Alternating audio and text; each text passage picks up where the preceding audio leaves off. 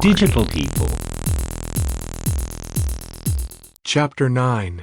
Hello viewers, thanks very much for encouraging me to create more training video like this, and great thanks for subscribing this channel. Today we are going to discuss continuous delivery, the interesting topic in the DevOps concept. In this continuous delivery pipeline, we need to ensure the testing process. Earlier, in the software industry, an agile model followed in the initial stage. But the agile without proper process and tools deliver the unstable product. Now, continuous delivery as a pipeline in DevOps ensures consistency of product delivery. The primary goal of continuous delivery is to produce a high-quality product to the end user in fast mode. Continuous delivery aims to lower the risk of release, making it cost-effective and easier the developer's job. As we have seen in the previous chapter, a continuous integration system is to deploy the code and do a more automated test. So the CI pipeline is for developers to get immediate feedback about the change they made. In that case, the issue identified in exploratory testing is to add to the automated test pipeline. The problem that identified in a computerized test is to add in a unit test. So the unit test case preparation is always followed by hypothesis or test-driven development. So we can think of revisit the development practice. While we progress to update the CI system with the learning, it is good practice to review the development approach. Continuous delivery is the approach to move the code to different environments. So the code base should be one for all deploys. The package dependencies for the application should work on any platform and easy install. Make the application configuration isolate from code. The service that application consumes should be the attachable and attachable component. The application code can be stateless but storing data in the stateful database service. The application should include auto-scalable, either vertical or horizontal as and when required. But the application start or stop should not consume more time. As part of the CI setup, we should have ensured the similarity of configuration across the environments. Use the external tools like Splunk, Prometheus to record the time events and a log of the application. Deployable. The process alone will not help the organization to mature as in DevOps. Instead, review the traditional approaches and change if required. To flow the application built in the continuous delivery pipeline, it needs to be lightweight. So the organization can redesign the application and make it deployable using new tools and technology. Microservice. A shift from a monolithic architecture to microservice architecture facilitates the deployment pipeline fast and smooth. Microservice is an architecture that structures an application from a large code set into a small subset. So the application and code become maintainable and testable, loosely coupled and independently deployable. The microservice architecture allows the continuous delivery of large applications. It also enables an organization to evolve its technology stack. Packages the code. Code development is core, yet packaging the code in the right format is necessary. Every technology has the packaging module to wrap up the code. Say, Maven is a module to package the Java code, NPM module for Node.js and PyInstaller for Python codes. So the code will become a standalone executable on any environment. Container. A container is a software that packages up the code and all its dependencies. So the application runs faster and deployable from one environment to another. It includes everything to run an application: code, runtime, system tools, system libraries, and settings. The containerized application can orchestrate using a tool called Kubernetes. Kubernetes allows spinning up several container instances and manage them for scaling and fault tolerance. It also handles a wide range of management activities that would otherwise require separate solutions or custom code, including request routing, container discovery, health checking, and rolling updates. We also have to think about environments. In DevOps pipeline, the build can move, but not the environment. In any situation, the development, test, and production should have a conventional setup. The environments include all facts such as database, web server, an environment variable, and even paths. Compromising the environments will lead to breaking the deployment pipeline. Environment setup made for application on the developer system should carry forward till production. It's not purposed to measure the human skill. Instead, it is for application to behave in its way. So strict an environment setup is to make a flexible application. Serverless architecture is an excellent example of running a flexible application. Cloud Foundry is another example to deliver the deployable application by the developer. So in the continuous pipeline, the build should not fail just because of environmental issues. Disaster recovery. While we ensure the commonality of environment behavior, a replica of the production environment is also needed.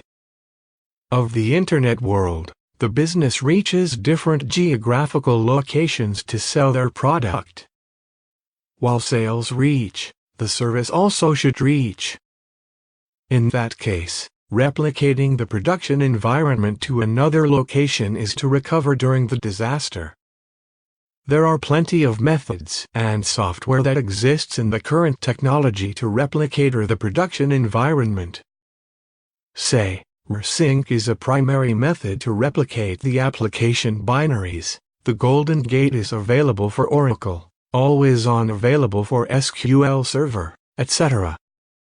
Load balancing. Drive is must for uninterrupted service, but that is considered during a disaster.